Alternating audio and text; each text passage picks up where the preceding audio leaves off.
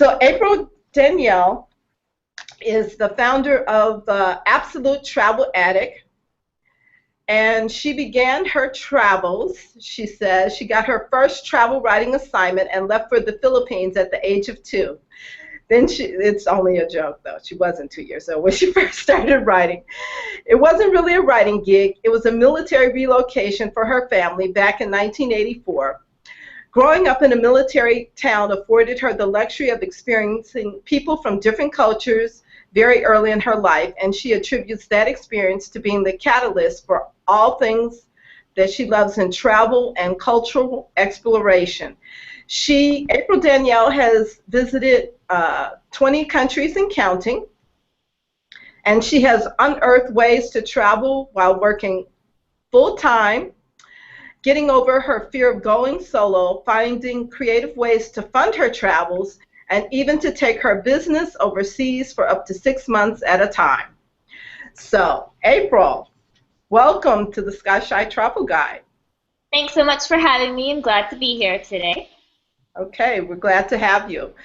So April, if you want to watch April on YouTube, go to the Skychi Travel Guide, and I believe it is April Danielle's Jamaica, How to Travel, Episode 9.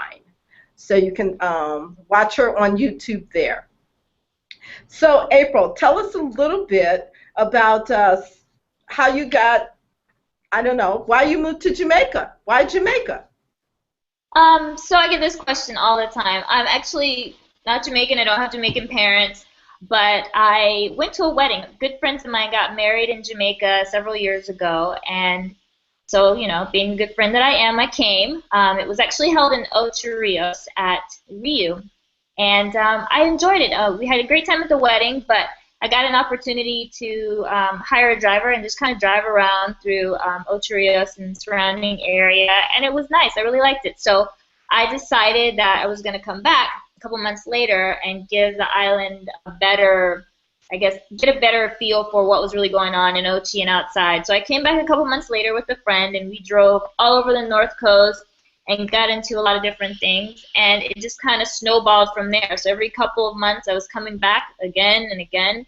So I finally decided, okay, I'm just going to pack my stuff and move for 3 months and see how that goes. I get to escape the winter and spend a little more time getting to know more people and see some of the events that I would always miss on my short vacations. And yeah, so ever since then I've been coming for 3-month stays a couple of times a year.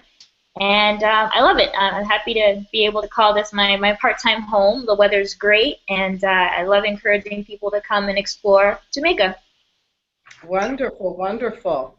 So I saw on your website that you were part of a interview with Michelle Obama, the iReport interview with the First Lady sits down and answers questions from Beijing. Yeah, so that was really cool. I got an email from someone at CNN that said that they were holding this interview with Michelle Obama while she was in Beijing. They have this initiative where they're really pushing American students to study abroad and just get familiar with what's out there in the world. So I sent in a video question. I asked her about her first travel experience and what it was like for her, and they actually selected my question and 2 others out of 300. So that's what made up that video, my question and 2 others. And it was really cool to hear her talk about her first time to Paris and some of the apprehensions that she had about asking her dad for the money. But at the end of the day, it was an investment very well worth it, and one that I hope many others get to experience as well. Okay, that's awesome. That's exciting. That's exciting.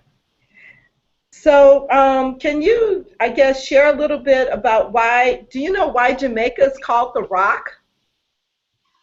So Rock? If I could give one answer, I'd probably say because Damian Marley said so in his song. I don't know. That's probably not really true. I've heard a lot of different things. One, because of Damian's song, Welcome to Jamrock. I've heard because of, I guess, the island and how it's formed. There's lots of limestone and different geographies. I don't really know the real answer to that. It's a good question. I'll have to see if I can get some more feedback on that one. Okay, okay. So you have some videos on YouTube. What's your YouTube channel again? So my YouTube channel is named Absolute Travel Addict, but you can find it at youtube.com/user/THOMP704. Okay, great. So you have this video on YouTube, and it's about fire water. So explain to us, what is fire water? How can fire and water exist together? That's amazing. So fire water is this little area in St. Anne, and it's this little pool that apparently has a large amount of sulfur in the water. So when the water is running fast and it kind of bubbles up and you get that foamy experience, there's an accumulation of the sulfur gas, and when you light it, it ignites. So there's like a little flame on top of the water where that gas is in a large, I guess there's a large presence of that gas. So you can go and they claim that because of sulfur and all the other materials that's in it, it has healing properties. And people go and get massages and things like that. So I went and checked it out. It was interesting experience. I mean, it's really fire and it's hot, but you can, kind of walk through it and all of that. I can't really say anything about the medicinal purposes or the healing powers, but I mean, it was good. It felt nice. It was a good experience. Good little off the beaten path place to go check out in Jamaica, and I enjoyed it. Okay, so where can people find the fire water? What part of Jamaica? Actually, in a place called Windsor, and you basically will have to get someone to guide you. It's not very easy to get to. You drive as close as you can, and then there's a nice little walk into the area. So I definitely recommend hiring a tour guide. So I'm not even sure I could find it on my own after just going once. So definitely reach out on my site, and I can definitely connect you with someone that does tours out in that area. Or when you're on the island, if you have a driver or a tour operator you're working with, ask them, and they'll be happy to help. Okay, wonderful, wonderful. So it's in Windsor, and they should reach out on your website, which is JamaicaTravelAddict.com. You can go to the Contact Me section and fill out a little bit about what you're requesting, and we'll get back to you as soon as we can. Okay, fantastic. So tell us about the Love Bush. Oh, the Love Bush. So that's a video on my YouTube channel that I made with Lawrence. He's a taxi driver in Montego Bay, and the Love Bush is basically like a little weed or vine or something, and when you take it and you put it on a new area, sometimes it catches root and it starts to grow, kind of like ivy or moss or something like that. So yeah. The legend or the story is basically if you take a piece of it and you put it on a tree, that if it starts to grow and the love bush kind of takes over, that means that the person that you're in a relationship with, that relationship is going to catch root and it's going to grow into something big and long-lasting. But if it doesn't, then your relationship is doomed, and you should just cut your losses now. That's what he says. I haven't tried it. Maybe I should give that a try. Oh, yeah. My goodness. Yeah, I think every couple that goes get married in Jamaica should find the love bush and give it a try. Yeah. There's some Jamaican folklore there. All right. So do you have any insider local tips for visiting sites in Jamaica, such as the Bob Marley Museum, the Mausoleum, or Dun River Falls? Insider tips for those places, not so much. I mean, they're easily accessible. Every tour guide, tour operator can get you there. I think what makes traveling around Jamaica and visiting different places for me is renting a car and actually driving there myself, taking myself there. So that whole journey to get to where I'm going is an adventure in itself, and I'm always stopping on the roadside to try out a new place to eat or stop and talk to people. You never know what will pop up, some kids playing football, impromptu music session or something. So to me, that's kind of what makes going to these places a little more interesting. I've taken tons of people to Duns and places all over the island, and being able to act as a tour guide and then have those impromptu stops on the side of the road is what makes it unique. Okay, okay. So you recommend just renting a car and just driving around and being spontaneous and meet people. Yeah, that's how I like to do it, and that's what's been best for me so far. Okay, wonderful, wonderful. Can you recommend some of your favorite restaurants? Yeah, tons of places. That's probably one of the best things about Jamaica. There's a abundance of great food. So in Kingston, I would have to say 689 by Brian Lumley. It's Jamaican restaurant, but he does a lot of fusion dishes. It's in the New Kingston area. Lots of great stuff there, and he's an awesome chef and a really great person. They do lots of great things in the community. In Portland, I have two favorites. So first would be Boston Jerk Center, which is home of jerk. So you get the best jerk from the people that created it, and they do it right. What Um, area? What area of Jamaica created jerk? so it's Boston Bay in Portland. It's the northeast part of the island. My bad. Portland Parish. So the area called Boston Bay is where you find a lot of really good jerk shops right there. Everything from jerk chicken to jerk chicken sausage, jerk pork, jerk fish, everything you could possibly want. Jerk chicken sausage. Wow. That's my favorite. And Sounds there's another restaurant in Portland called Woody's Lowbridge. And they make Jamaican food, but what I really love there is their veggie burger. It's a callaloo patty, and it has patty? yeah, it's just made of callaloo, which is like spinach, and it has plantain and all kinds of vegetables on it. It's really good, and the owners are really nice people, really sweet, and great to talk to about their lives in Jamaica, and they always recommend some really cool spots to hang out as well. Oh, fantastic, fantastic. And so what about in like areas like Montego Bay or some other areas, some of the more touristy areas? Sure. So in Ocho Rios, I love Christopher's. It's a restaurant that's at Hermosa Cove. It's new villas that opened in Ocho Rios. And the chef, Chef Conroy, he's amazing, great food. He actually has a Facebook page. It's called The Stuttering Chef. So if you go to facebook.com/stuttering chef, you can see images of what he cooks daily. And a lot of it's fresh. He grows a lot of vegetables in the garden on the property. And he really takes time and takes care with what he makes, and the food is amazing. So that's a must-visit place in Ocho Rios. I love it. In Montego Bay, I mean, there's Skychi's, which is another jerk place that everybody has to go to at least once. I mean, there's lots of different options that you can find just riding around. I mean, Indian is prevalent. There's lots of great Chinese food. Of course, you have jerk chicken and pan chicken everywhere. I mean, just ask around. Everybody has their favorite. Everybody has their recommendations, but those are just some of my favorites. I have a lot more. Okay, well, thanks for sharing with us some of your favorite restaurants. And in another video, you were doing a mud bath. So tell us a little bit about that experience. Yeah, so that's actually in St. Thomas, which is the southeast parish of Jamaica. And the place is called Bath Mineral Fountain. It's funny because the actual venue is a hotel and spa, but when you come into the property, you'll be greeted by a bunch of people that are just working there, that are just hustling, whatever.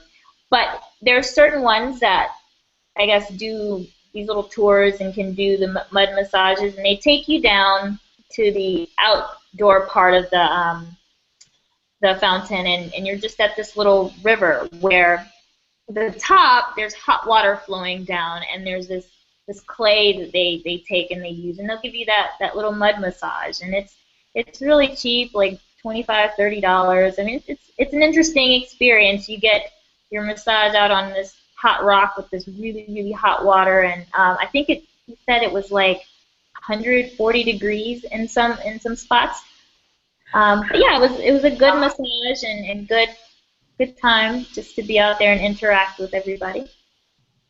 Wow, 140 degrees of hot water. So they have hot springs then, or hot spirit areas in Jamaica.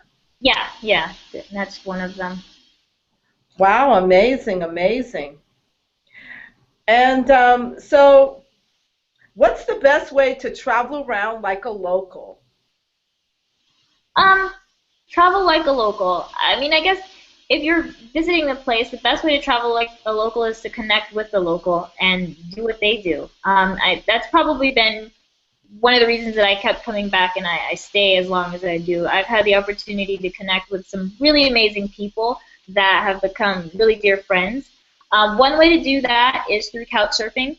There's a couch surfing group I know specifically for Kingston that has a lot of activity, and the members travel around a lot and they host people. They also keep you up to date with what's going on, with events, with parties, etc. Jamaica, the tourist board, actually has a Meet the People program, which is another great way to connect with locals. And they do the search and the match based on your interests, based on if you have kids, you don't have kids, your age, kind of whatever you want to do. I participated in the program I think in 2012, and I connected with a woman here in Kingston who was a former tourist board employee, and she welcomed me to her house in Stony Hill and brought over like 5 or 6 of her friends, and we just hung out and talked, and they cooked, and I mean it was a really good time just hanging out with some local women that had no problem, sharing a little about their life and taking me in and letting me be a part of that. So I definitely think that's the best way. Find a way to connect with someone that's local, and that to me is the only way to really live like a local is to be with a local. And it doesn't have to be, I think a lot of people think live like a local is you can't go to nice things and you can't go to nice places, like you have to, I don't know, be out in a village and volunteer. And it's not necessarily about that. It's a wide range of experiences that you can have with different people of different socioeconomic backgrounds, different ethnic backgrounds, etc. So just connect with somebody for a good time. Okay, okay. Those are great tips. So thank you for that. And Sure. can you tell us what is the Jamaican dollar to the U.S. dollar? So right now, the conversion is about 112 Jamaican dollars to one US dollar.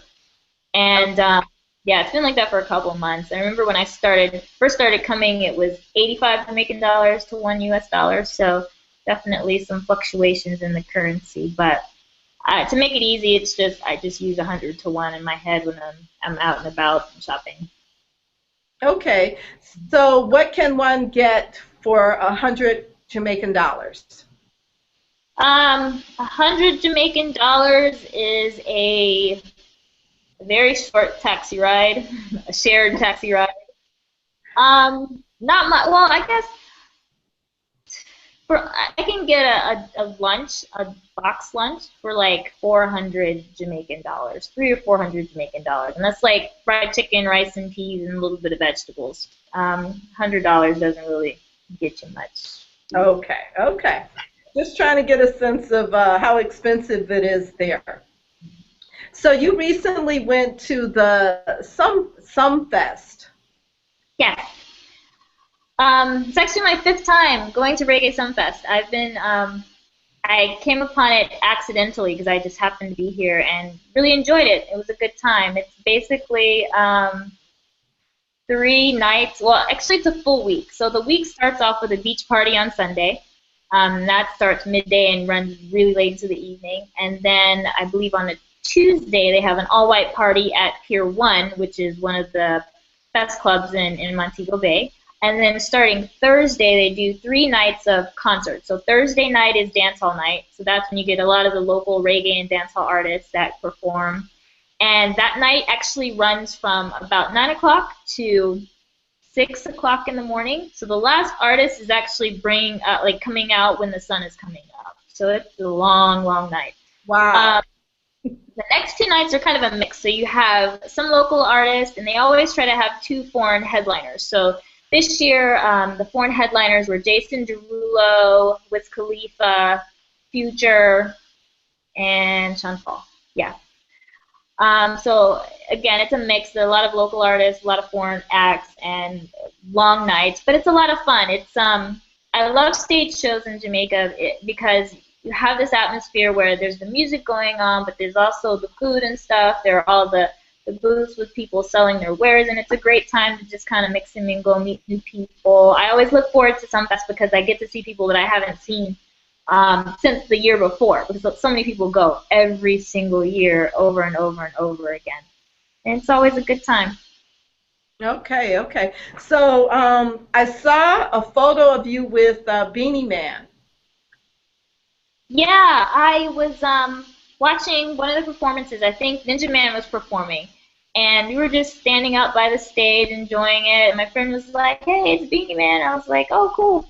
And he tapped him, and we took a quick photo. And he continued to enjoy the show, and I did as well. It's funny in Jamaica. There's not a lot of this like people don't go star crazy. Like if you're an actor or an artist or whatever. You're just a normal person, and I appreciate and I respect that so much because I think in the U.S. and other places we get starstruck and forget that these people are just normal people. They just happen to be on your television show or performing at whatever concert or event, but they're real people, and they're typically down to earth and really cool and easy to talk to when you see them out. That's awesome. That's awesome. And so, when is the low season in Jamaica? Like, when is it the most inexpensive time to visit there? So that would be right about now. So from August to beginning of December is shoulder season or low season because it's hurricane season. So yeah, Ah, yeah, the numbers are a lot lower. Summer is high, and then of course winter, December through like February, March is really high because everybody's escaping winter. And then I think a little bit between like April and May is kind of low as well. But definitely right now is the lowest. okay. That's good to know. And, There's oh, go ahead. I know right now there's actually a lot of specials with the hotels and some attractions where they're offering 35 to 50% off of their rates from now until December 15th. Wow, that's a good tip. So Yeah. it's definitely a good time to go. 35 to 50% off on your hotels. That's a good deal. That is definitely a good deal. So share with us where else you visited this year. What other countries did you visit? I actually spent about 7 months in Ghana. I went last November and thought I was only going to stay for a month or two, but ended up staying for 7.5 or so months. While there, I took a trip to South Africa and also United Arab Emirates. Fantastic, fantastic. So share with our listeners how you create a location independent lifestyle which allows you to travel. So that's a big question. It really depends, and what I tell people is you really have to get clear on what you really want. So many people are so quick to say, quit your job, sell all your stuff, buy a ticket and travel the world, but that's not always the answer and not always what everybody wants. For a very long time, I worked a full-time corporate marketing and sales job, but I traveled a lot. I would leave for weeks at a time, maybe days at a time, and at the end of it, months at a time, because I figured out what worked for me. I actually enjoyed my job for the most part. It paid very well, and I made some changes in my lifestyle that allowed me to leave for 3 months at a time or a month at a time. And it worked because I was in a role that allowed me to do that, and I had the funds to do it. Some people don't like their job, not happy with what they're doing, so of course you have to make some adjustments, and that can be either finding another opportunity that allows you to travel, whether it's a traveling sales opportunity, marketing, international consulting, whatever, or you figure out what you enjoy to do and you do it on your own, do it independently as a freelancer or a contractor.